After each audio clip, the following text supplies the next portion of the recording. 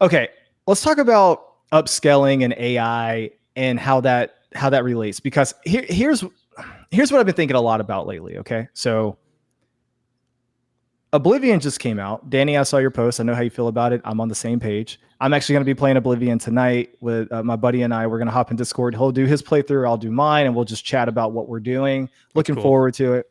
Looking forward to it. But also, I'm like, I have a $2,500 GPU in my system, and I already know unless I use upscaling, I'm in for a stutter fest and 70 FPS.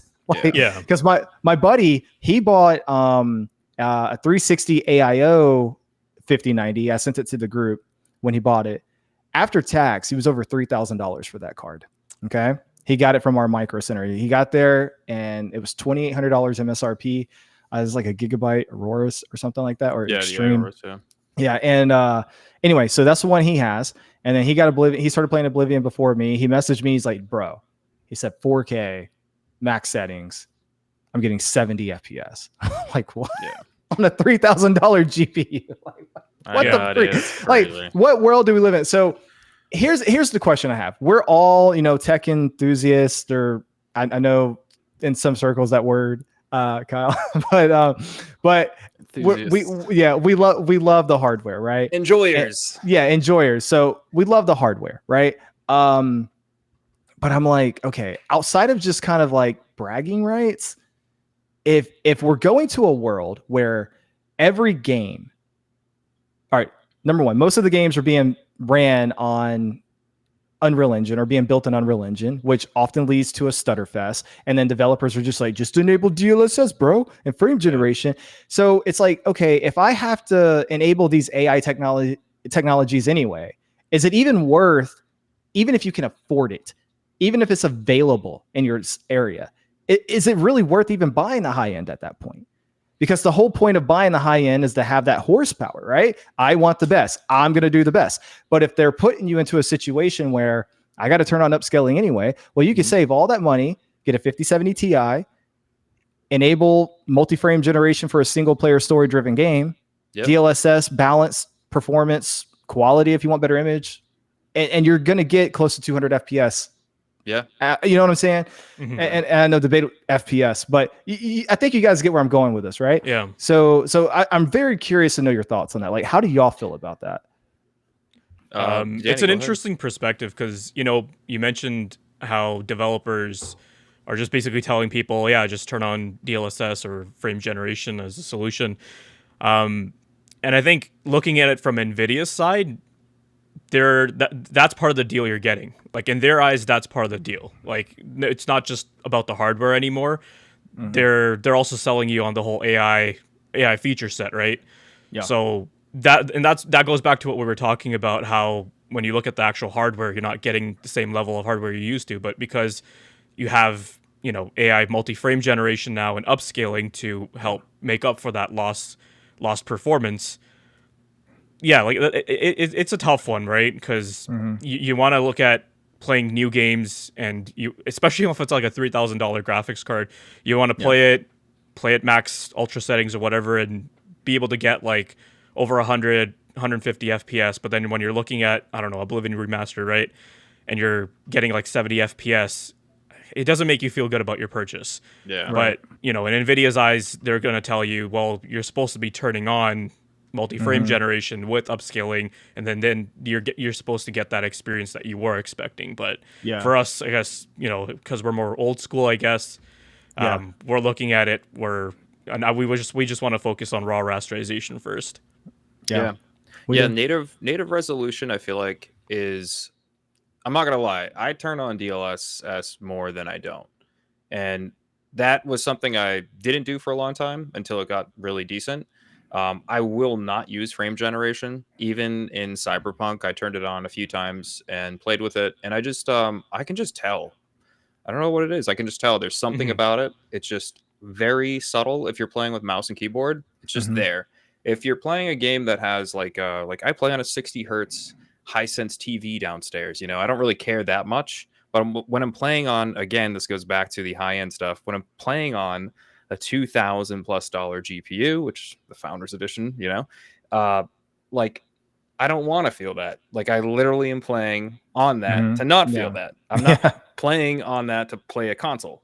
I don't Yeah. care when it's on like the PlayStation 5 or whatever, Mhm. and I'm using that because I'm used Yeah. to it. It's like, all right, input That's fair. lag, latency on the sticks and stuff. Yeah. I'm used to that. That's fine. Yeah. Steam That's fair. Deck.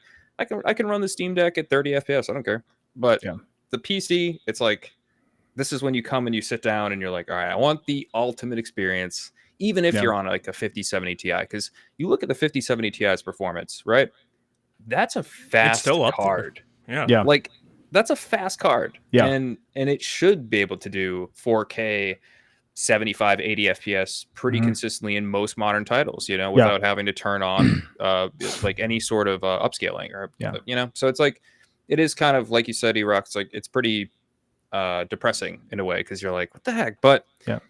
I did also listen to this very long developer conversation, and I can try to find it and send you guys. It was the creator of the original Fallout arguing with why people get mad about, like, what they do is they just instantly blame the developer and be like, oh, you're just getting lazy and you're using DLSS. There's a lot of different layers to it. So I don't want to say like the devs are lazy. I think they make shortcuts and understand that there's technology to bypass those shortcuts, I guess you would say, or like overcome them. And sometimes it works in their favor and sometimes it doesn't. And like a game like Fortnite is a great example, right? Like, that game runs amazing. But if you blow that game up with like all the tech, you can crush your card. Even at 5090, you can actually crush your card. And like running what's it called? Nanite, and like everything Lumen. maxed out. Lumen. Yeah. Everything maxed out, and it's like the game runs pretty slow, and this is like a cartoony game on a 5090, and you're like, wow. But yeah. So That's it's a good point. I mean, I know in defense of developers, I also know there's deadlines, right? Yeah. You know, I mean, and the company wants to hit Christmas. They want to get the sales out, and so, you know, I can see it now. You go to your manager, you're like, hey, you know, if I just have 3 more weeks, I can really polish this. Manager's like, but that's after Christmas and I need my bonus, right? Yeah, So, yeah, exactly. You know, I mean, we all know the story there. Real quick, circling back. So multi-frame generation 5070 Ti, 2 things I want to talk about. So multi-frame generation, my experience so far, I think the last time we all met, I was just starting to play with it. You asked me about it, Kyle, and I couldn't really say much about it because I was just starting. Now I've actually played with it a lot, multiple times over. So Cyberpunk, ironically, even though it's supposed to be the poster child, the poster boy or whatever for Nvidia, when you turn on multi-frame generation, there are tons of places you can find issues. And I even showed some of that in some of my videos, especially on the bike. If you're going super fast, the wind visor is just, you know, it's awful, like a ghosting. Dude. Horrible. Yeah. There was even a courtyard where there were people sitting at a table drinking coffee, 2 NPCs talking, and I just do this, and you can see the ghosting on the head. It was so bad. Was that at X4? Yeah, that was X4. X4. Okay. Then you go to, because I'm going to be honest, I'm like, okay, well, normal frame generation, just X2. We've already been there, done that. X3 is new and you can use it, but I'm also kind of thinking, I think most of the, might as well go all the way. I think that's kind of what a lot of the advertisements for, is pushing that X4, right? I haven't really seen a lot of coverage on X3. That's not to say we can't do it. We could be the people who cover it. I actually played on X3 for a little while. I jumped between the two, and I still saw like weird artifacting. Yeah, there was one, and I'm sure you would. Yeah. I'm not surprised to hear that at all. Yeah.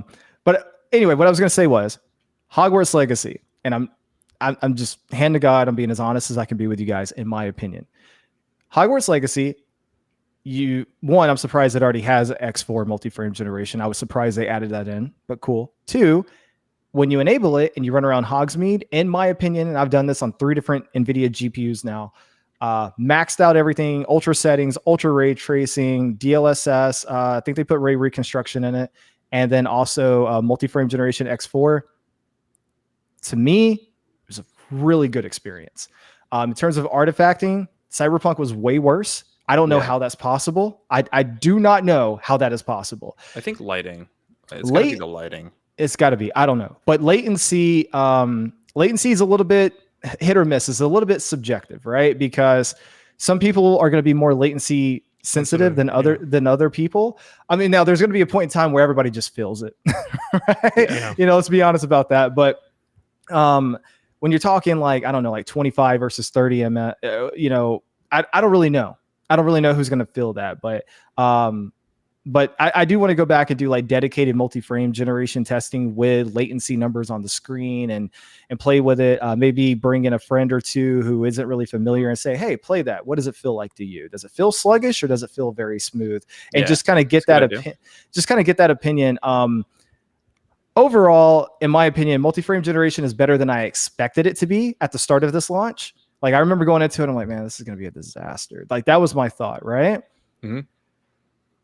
In Hogwarts Legacy, it's actually not that bad. In Cyberpunk, tons of easy to find issues like ghosting, artifacting, which is so weird because that game is dedicated to showcasing the latest Nvidia technology. So I don't know. And then outside of those two games, I don't know of another game using it. Do y'all know? I was just going to ask that question. So like, does anyone, there's a list that says they support a bunch of games, but I'm not sure which ones are like, are you supporting 1.0, the new version? Which version is it? And Stalker should be a good example since we're talking about like stuttering and Unreal Engine 5. Like Stalker is a game I would play, but everyone tells me it's like they'll be playing on a 4090 and they're running at like 45 FPS. I heard the medium and high settings in a town, like your mixed settings. Surprisingly for myself, like a game that I played last summer that I actually did use frame generation in was Black Myth Wukong. And that is a game that it's like a very fast-paced action game, right? Some people I don't know, some people say it's not a Souls-like.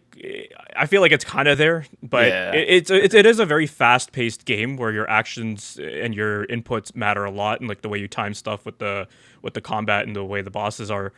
But yeah, I mean, I didn't use I was playing it on my 4090 on my OLED, and I was playing it on ultra settings. I didn't actually use ray tracing. I thought that the software ray tracing looked absolutely fine and still looked very, very impressive. And yeah, on an OLED, it just looks absolutely stunning. So on those settings, like my base frame rate was around 80 to 90 FPS, but my TV supports up to 120 hertz, right? So I wanted to just cap it at that, just get a smooth, consistent frame rate. So using DLSS upscaling and frame generation did actually up. And mind you, this is X2 frame gen, right? And the experience was actually pretty damn solid. Like it was still very playable. Input latency was, I want to say it was there, but not to the point where it'd be detrimental to your experience, where it was, you know, making me lose fights or I couldn't progress any further. Like you definitely, I guess, get used to it. And it wasn't even that much of a hill to climb anyway, because it was already pretty low. So yeah, having a really good base frame rate is key, right? Like having 80-ish FPS, I think that's what's really key there. But yeah, I mean, I don't want to sound like someone who's totally anti DLSS or anti frame gen. Like I think they definitely have their place. You guys used it, right? There's definitely scenarios where you can use it. I won't ever use frame generation in a multiplayer game, never. Like that is just a no-go. Like I'd rather just completely, I personally just go all low settings anyway. Like in Black Ops, you guys see my benchmarks, I just do low settings anyway. But I think they definitely have their place, like to help boost performance and alleviate issues.